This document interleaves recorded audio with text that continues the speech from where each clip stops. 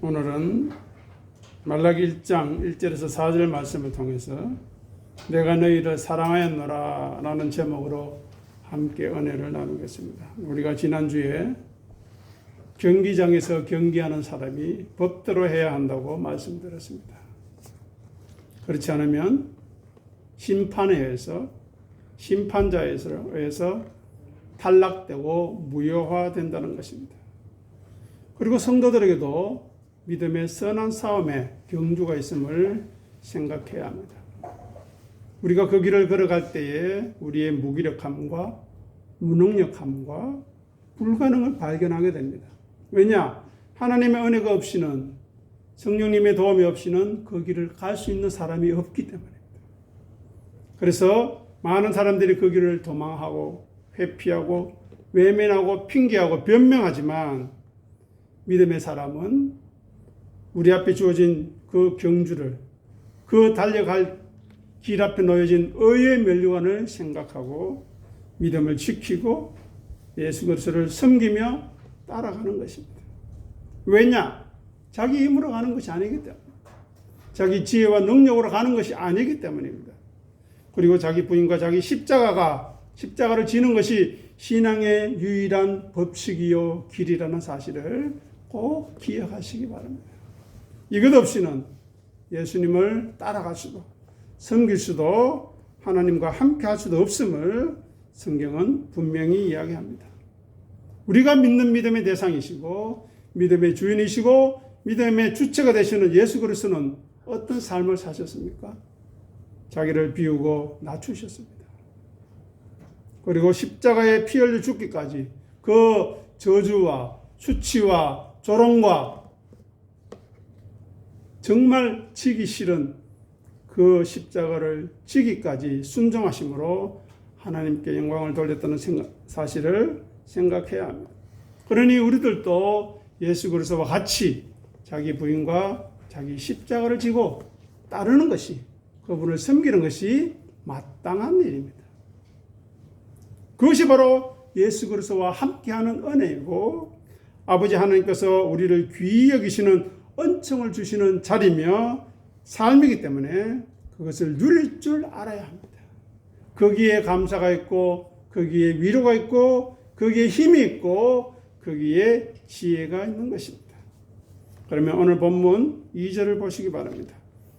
2절 보시면 여호와께서 말씀하십니다. 내가 너희를 어떻게 했다고요? 예, 사랑하였노라. 그 근거가 무엇입니까? 마지막에 보면 그러나 내가 야곱을 어떻게 했다고요? 사랑하였다. 자, 그러면 어떻게 사랑하였는가 확인할 필요가 있을 것입니다. 오늘 내용은 구약 전체를 어떻게 보면 요약하는 내용일 수 있기 때문에 잘 따라봐야 됩니다. 정신을 집중하시고 잠깐 딴 생각하시면 놓칠 수 있습니다. 자, 창세기 25장 23절 읽어보겠습니다. 순서지 밑에 여호와께서 그에게 이르시되 두 국민이 네 태중에 있구나. 두 민족이 네 복중에서부터 나누이리라. 이 족속이 저 족속보다 강하겠고 큰 자가 어린 자를 섬기리라 하셨더라. 자, 이삭의 아내 리브가의 태중에서 두 국민이 있다고 말씀했습니다. 이것을 이해하려면 먼저 아브라함과 사라가 이삭을 낳게 된 출생의 비밀을 알아야 합니다. 이삭이 왜 언약의 자손인지, 왜 하나님께서 아브라함의 몸에서 날짜가 그의 상속자라고 하셨는지를 알아야 한다는 것입니다. 이삭은 하나님의 말씀과 능력으로 잉태되었고 출산한 언약의 자손입니다. 그죠? 왜냐? 아브라함이 100세고 사라가 90세 되었을 때 늙고 노쇠했고 경수가 끊어져서 인간의 방법으로는 자녀를 생산할 수 없는 상태였습니다. 마치 그들의 몸은 무덤과 같고 마른 막대기와 같고 마른 뼈다귀와 같고 사막과 같은 생명력이라고는 찾아볼 수 없는 몸의 상태고 그들의 처지였습니다. 그럼에도 불구하고 하나님의 약속으로 말미암아 생명을 잉태한 것은 바로 하나님의 말씀이 성취된 것을 의미하는 것이지요. 그래서 아브라함과 사라에게 하나님은 부활의 비밀을 나타내셨기 때문에 아브라함이 우리의 믿음이 조상이 되는 것입니다. 아직도 교회 다니면서 아브라함이 왜 우리의 믿음이 조상이 되는지 모르는 사람이 너무 많습니다. 왜냐? 가르쳐 주지도 않고 생각하지도 않기 때문에. 이렇게 인간의 한계를 극복하고 불가능을 가능함으로 무기력을 생명력으로 무지를 암과 체험으로 바꾸는 이것이야말로 부활의 능력인 것입니다.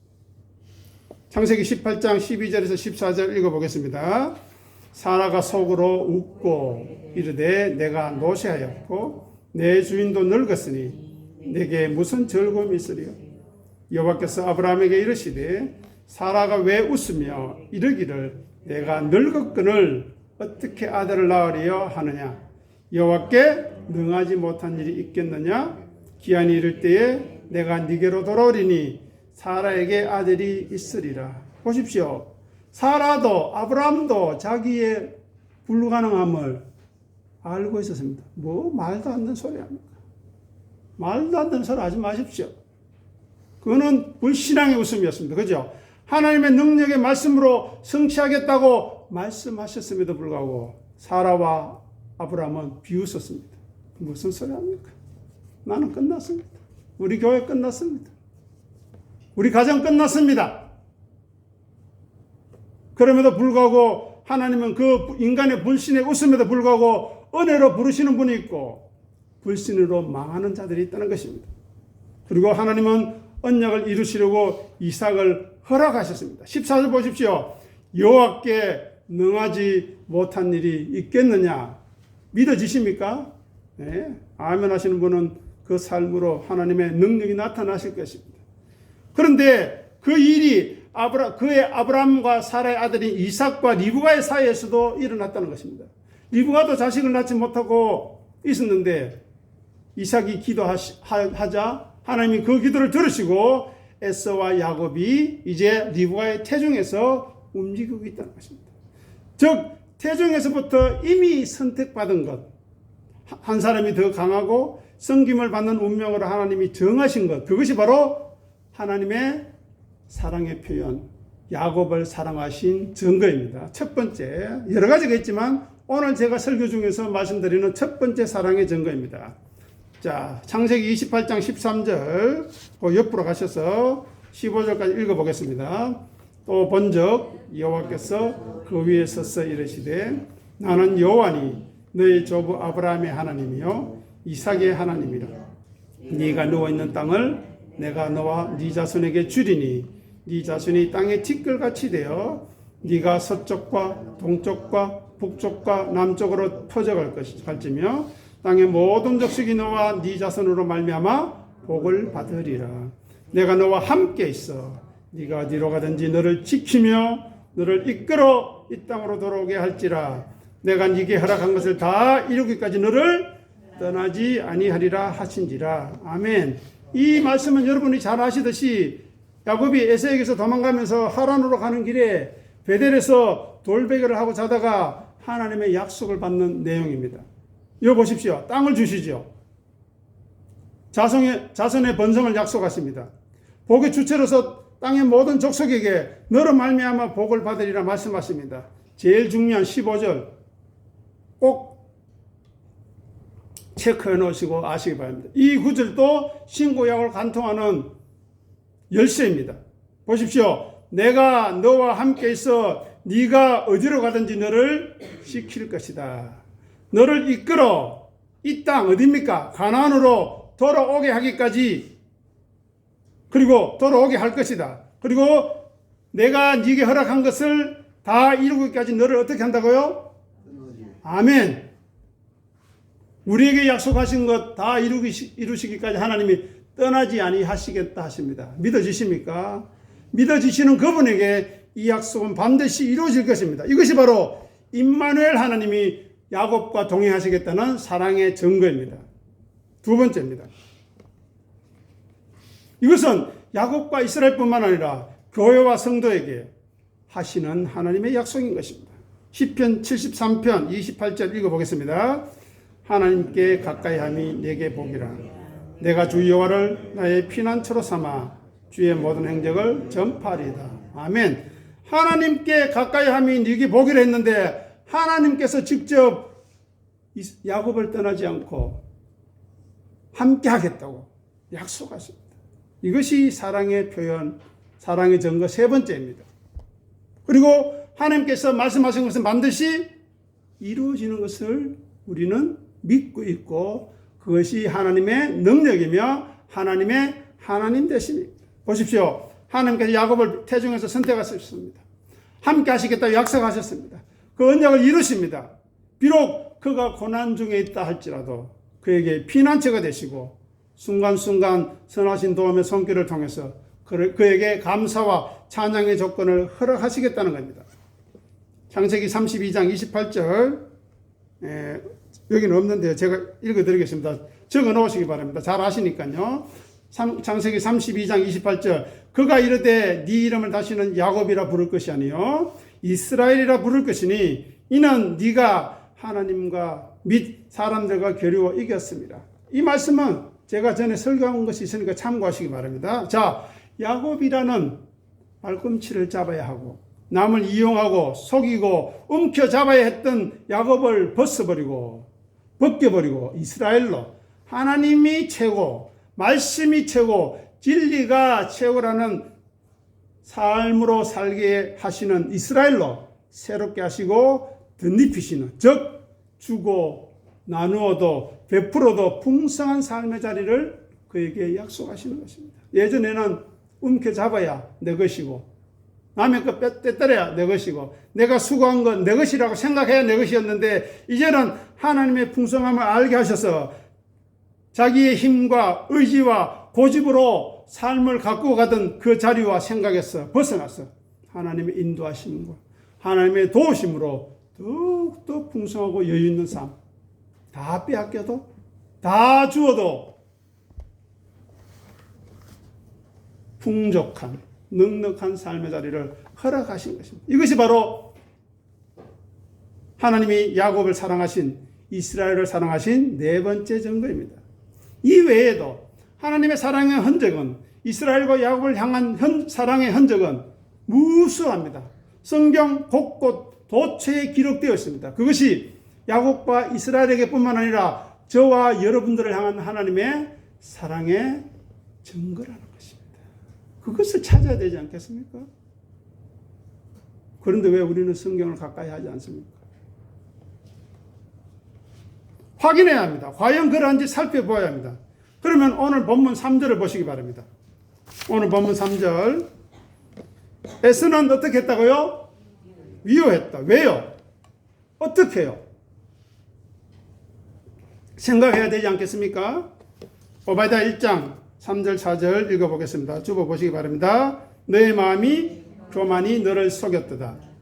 바위 틈에 거주하며 높은 곳에 사는 자여, 네가 마음에 이르기를 누가 능히 나를 땅에 끌어내리겠느냐 하니 네가 독수리처럼 높이 오르며 별 사이에 깃들지라도 내가 거기서 너를 끌어내리라. 여호와의 말씀이니라. 앞에 화면 보시기 바랍니다. 여기가 페트라입니다. 에돔이 지었던, 사암으로 지었던 놀라운, 지금 유네스코 유산으로 기록되어 있는데요. 바위입니다. 사암을 파서 이렇게 자기 문화를 만들어냈습니다. 그럼에도 불구하고 지금은 어떻습니까? 황폐해서 아무것도 없습니다. 천년의 요새였습니다. 여기로 들어가는 길 한 2m만, 2, 3m만 막으면 도저히 들어올 수 없는 엄청난 요새였습니다. 자기들만의 문화와 군사력을 구축하고 자랑했습니다. 그리고 교만했습니다. 3절 보십시오. 내 마음의 교만이 너를 속였더라. 자기의 교만이 자기를 속이는지 모릅니다, 여러분. 보십시오. 네가 독수리처럼 높이 오르고 별 사이에 깃들을지라도 내가 거기에서 어떻게 하겠다요? 끌어내리겠다 말씀하십니다. 왜요? 교만한 자는 반드시 떨어지게 되어 있기 때문입니다. 오바댜 1장 12절 13절 광고로 안으로 가셔서 읽어보겠습니다. 12절 13절 네가 네 형제의 날 그 재앙의 날에 방관할 것이 아니며 유다 자손이 패망하는 날에 기뻐할 것이 아니며 그 고난의 날에 네가 입을 크게 벌릴 것이 아니며 내 백성이 환난을 당할 때에 네가 그 성문에 들어가지 않을 것이며 환난을 당하는 날에 네가 그 고난을 방관하지 않을 것이며 환난을 당하는 날에 네가 그 재물에 손을 대지 않을 것이며. 여기 보십시오. 오바다 선지자가 에돔에 대해서 심판하는데 그들의 죄를 지적합니다. 방관했다. 그리고 형제의 날에 왜 기뻐하노? 야곱과 이스라엘이 형제인데 하나님의 거룩의 길을 간다고 하나님의 채찍을 맞고 징계를 맞아서 고난당하고 재난을 당하는데 재앙을 당하는 날에 입을 크게 벌리며 하하하 고소하다. 잘됐다. 자식들 내처럼 이렇게 자기만의 교만과 자기만의 요새를 구축해야지 뭐 하나님 믿는다고 하냐고 이야기합니다. 그들은 하나님의 심판 때 겸허하지 못했습니다. 입을 크게 벌리며 자기 형제를 조롱했습니다. 심지어 약탈까지 했습니다. 완전히 그 결과 그들은 완전히 멸망할 수밖에 없습니다. 보십시오. 얼마나 화려합니까? 여기 들어가 보면요 온갖 시설이 다 되어 있습니다. 몇천 년 전에요. 놀랍니다. 어떻게 이런 일이 가능하냐고. 지금도 놀라고 있는데 이것이 완전히 폐망되었다는 것입니다. 오늘 본문 3절을 보시기 바랍니다. 자, 에서는 미워하였으며 그 산들을 어떻게 했다고요? 예, 황폐한 증거가 여기 나와 있지요. 그의 산업을 광야의 이리들에게 넘겼습니다. 사람이 살 수 없는 곳으로 만들어버린. 4절 보십시오. 에돔은 말하기를 우리가 무너뜨림을 당하였으나 황폐된 것을 다시 쌓으리라 하거니와 나 만군의 여호와가 일어나라. 그들은 쌓을지라도 나는 어떻게 한다고요? 얼리라. 그 다음에 사람들이 그를 일컬어 악한 지역이라 할 것이요 여호와의 영원한 진노를 받은 백성이라. 이렇게 하나님은 에스를 미워했다는 것입니다.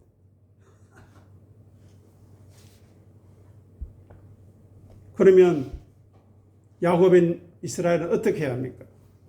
신명기 8장 5절에서 6절 읽어보겠습니다. 너는 사람이 그 아들을 징계한 같이 네 하나님 여호와께서 너를 징계하시는 줄을 마음에 생각하고 네 하나님 여호와의 명령을 지켜 그의 길을 따라가며 그를 경외할지니라. 하나님이 왜 이스라엘을 징계하실까요? 우리를 왜 징계하실까요? 선택받은 백성 그 자녀를 왜 징계하십니까? 도대체 거룩하게 하시려고요. 제발 죄의 자리에서 돌아오라고요. 자기 고집과 자기 경험과 자기 생각에 빠져있는 그 죄의 자리에서 돌아오라고요. 우상 숭배하고 하나님의 말씀을 떠난 자리에서 돌아오라고 징계하시는 것입니다. 네 하나님 여호와의 명령을 지켜 그의 길을 따라가며 그를 어떻게 하라고요? 경외하라. 제발 두려워할 줄 알아라. 공경할 줄 알아라고 말씀합니다. 레위기 11장 45절 읽어보겠습니다. 나는 너희의 하나님이 되려고 너희를 애굽 땅에서 인도해낸 그 여호와라. 내가 거룩하니 너희도 거룩할지어다. 아멘. 아담과 하와가 불순종으로 타락했습니다. 하나님처럼 되려고 자기 마음껏 살아보려고. 하지만 하나님은 그들을 새롭게 부르셨어. 은혜로 붙드셔서 그들을 선택하셔서 거룩의 길로 인도하셨습니다. 그런데 그 거룩의 길은 고난과 환난의 연속입니다. 하나님 앞으로 인도함 받아야 하기 때문에 비록 복된 길이지만 고난의 길이었습니다. 하지만 그것이 생명의 길이기에 자각하고 감사할 수 있어야 했던 것입니다.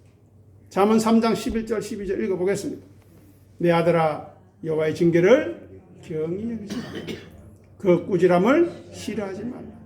대저 여호와께서 그 사랑하시는 자를 징계하시기를 마치 아비가 그 기뻐하는 아들을 징계한 같이 하십니다. 보십시오.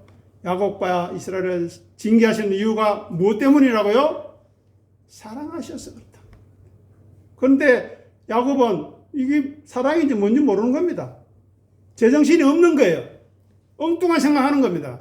하나님께 가까이 하시려고 거룩하게 하시려고 채찍질로 막대기로 그들을 거룩으로 인도하시는데 우리를 어떻게 사랑했냐고. 왜 이렇게 사랑하냐고 이야기하는 겁니다. 그들이 율법을 떠나고 우상을 섬기며 자기 힘과 지혜로 살아가려 하는 것을 하나님이 막으시는데 왜 막으시냐고 항의하는 것입니다. 그러니 보십시오. 내 아들아. 여기에 하나님의 마음에 담겨 있는 것입니다. 내 아들아, 여호와의 징계를 가볍게 여기지 마라. 제발. 두려워할 줄 알아라. 그 꾸지람을 싫어하지 말아라. 이야기합니다. 반대로 무엇입니까? 하나님의 말씀을 가볍게 여기고 하나님의 꾸지람을 싫어하는 사람은 저주받은 사람, 심판받을 사람입니다.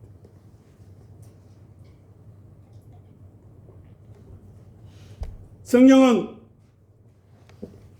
때가 되면 완전히 멸망시킨다고 계시록에서도 말씀하고 있지만 성경에서 더 중요한 것은 현재적 심판을 한다는 거예요. 지금 심판한다. 지금 이 말씀 앞에 우리가 어떻게 반응하느냐, 아멘으로 감사로 반응하느냐, 그것이 복이요 은혜고, 그렇지 않은 사람은 그 자체로 심판인 것입니다.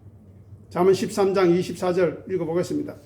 매를 아끼는 자는 그의 자식을 미워하느니라. 자식을 사랑하는 자는 아멘. 여러분, 자식을 하나님이 이스라엘을 사랑하신다고 생각하십니까? 미워하신다고 생각하십니까?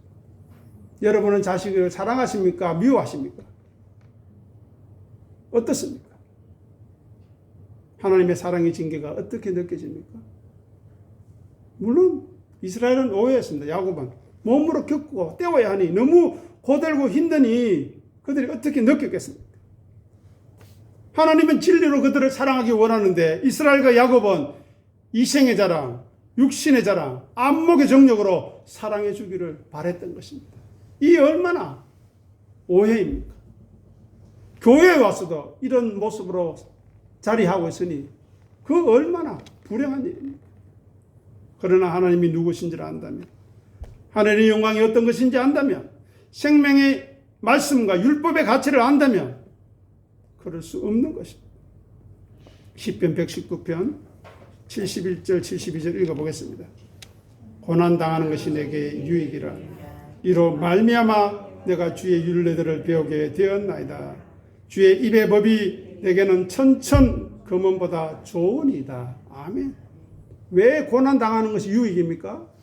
나를 거룩으로 하나님의 사람으로 만들어가기 때문입니다.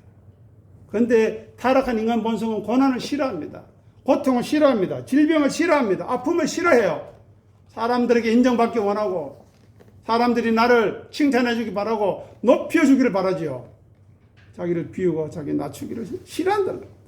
하지만 시편 119편 71절의 고백이 우리의 71절과 72절의 고백이 우리의 고백이 되어야 합니다. 이런 고백을 할 수 있기를 간절히 소원합니다. 말씀의 가치를 빨리 깨닫기를 저는 기도하고 있습니다. 제발. 시간이 많다고요? 절대 그렇지 않습니다. 급하다고요? 절대 그렇지 않습니다. 마치 이 시간 이후에 종말이 올 것처럼, 마치 이 시간 이후에 하나님, 예수님이 올 것처럼 우리가 절박한 마음으로 말씀 앞에 서야 하는 것입니다. 그렇지 않다면 사도 바울은 나는 날마다 죽노라, 순간순간마다 죽노라 고백할 필요 없습니다. 고난과 환난을 넘어 이미 주어진 은혜와 하늘의 승리를 발견할 수 있기를 바랍니다. 내 눈앞에 질병과 내 눈앞에 어려움과 내 눈앞에 방해물과 장애물을 보지 마시고 내게 주어진 은혜, 우리에게 주어진 하나님의 사랑과 은혜가 얼마나 크고 놀라운 거 제발 아시길 바랍니다. 그래서 하나님께서 말씀하시는 오늘 본문 2절 보시기 바랍니다. 여호와께서 이르시되 내가 너희를 사랑하였노라. 내가 너희를 사랑하였노라. 하나님이 야곱과 이스라엘을 사랑하시는 방법을 알아야 합니다. 그들을 선택하시고 그들에게 언약을 맺으시고 그 언약을 성취해 가시는 하나님, 지금도 저와 여러분들에게 동일한 하나님으로 역사하시는 그 아버지를 알아야 하고 찬양해야 되고 감사해야 되고 기뻐하는 것이 이 바로 예배의 자리가 되어야 합니다. 그렇지 않다면 우리는 헛걸음한 것입니다. 그죠? 만약 이것을 안다면 여러분은 세상 어느 누구보다 복된 사람이요, 가치 있는 사람이요, 하나님이 하늘의 별과 같이 다니엘서 12장 나오죠. 너는 나중에 하늘의 별처럼 빛나리라 하시는 그러한 존재로 삼아 주실 것입니다. 그러한 하나님의 사랑에 감복하고 감격하여 돌이키시고 또 올바른 길을 가고 있다면 그 길을 더욱더 믿음으로 정진해 나가시기를 간절히 부탁하고 기도하고 소원합니다. 기도하겠습니다. 하나님 아버지 은혜를 감사합니다. 내가 너희를 사랑하였노라 하시는 이 말씀 앞에 감사하게 하시옵소서. 찬양하게 하시옵소서. 기뻐하게 하시옵소서. 그럼에도 불구하고 야곱과 이스라엘이 했던 것처럼 주께서 어떻게 우리를 사랑하셨나이까? 오만한 교만한 말 내어놓지 않게 도와주시옵소서. 우리를 사랑하신 그 사랑이 크고 놀라워서 악의 모습으로 이 땅에 오시고 십자가에 죽기까지 물과 피를 다 쏟기까지 우리를 사랑하신 그 사랑 앞에 항복하게 도와주시옵소서. 예수 이름으로 신 진리의 성령님 이 시간 역사하여 주시고 이 시간 머리 숙인 하나님의 종들 한 사람 한 사람 이름 부르셔서 내가 너희를 사랑하였노라 말씀하시는 그 말씀 앞에 감격하게 도와주시옵소서. 감사하며 우리 주님 예수 이름으로 간절히 기도드립니다. 아멘.